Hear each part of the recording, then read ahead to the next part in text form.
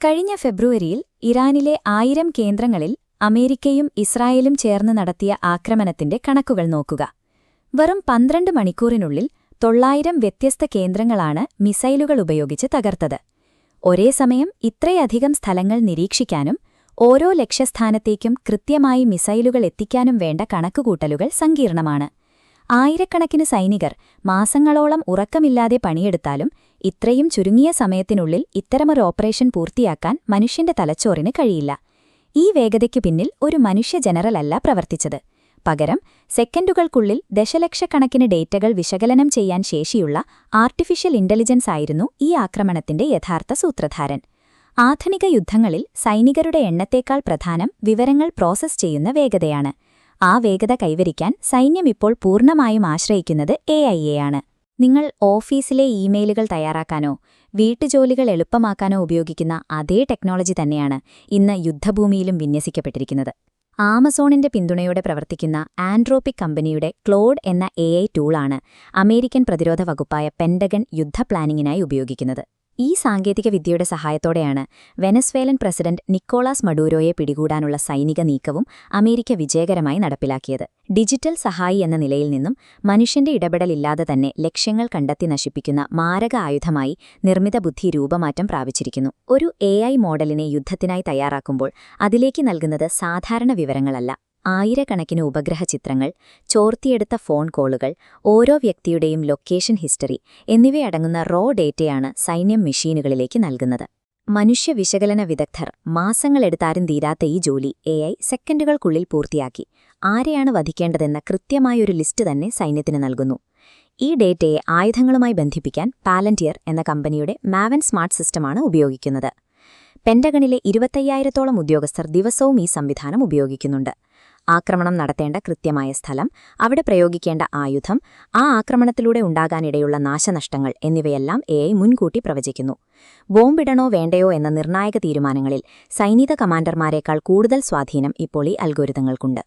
എന്നാൽ ആയുധങ്ങൾ നിർമ്മിക്കാനും ആയുധങ്ങൾ പ്രവർത്തിപ്പിക്കാനും തങ്ങളുടെ ടെക്നോളജി ഉപയോഗിക്കരുത് എന്ന് ആൻഡ്രോപിക് കമ്പനി ആവശ്യപ്പെട്ടതോടെ പെന്റഗൺ പ്രതിരോധത്തിലായി.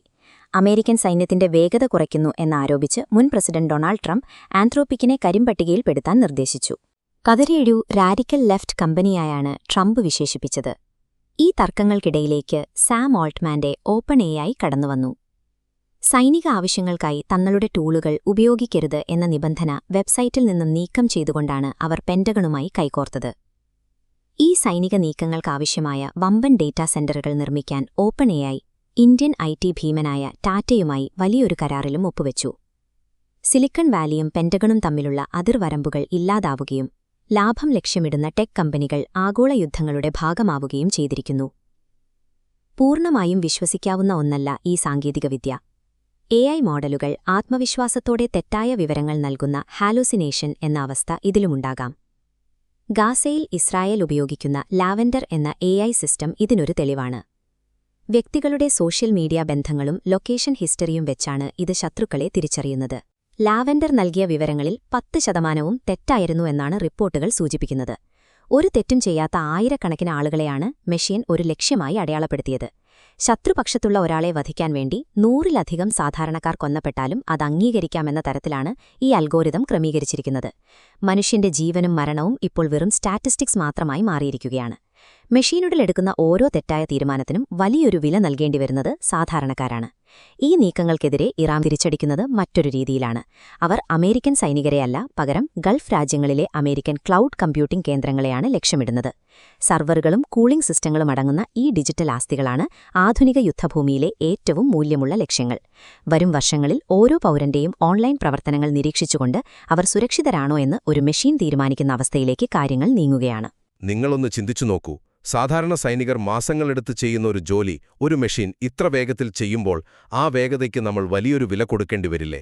രണ്ടാമതായി, ഈ സംവിധാനങ്ങൾക്ക് സംഭവിക്കുന്ന വലിയ പിഴവുകളെക്കുറിച്ചാണ്.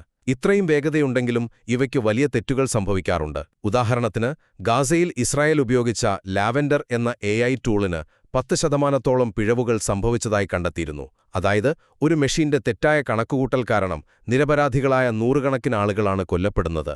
ഇറാനിൽ ഒരു സ്കൂൾ ആക്രമിക്കപ്പെട്ടത് ഇതിനൊരു ഉദാഹരണം മാത്രം.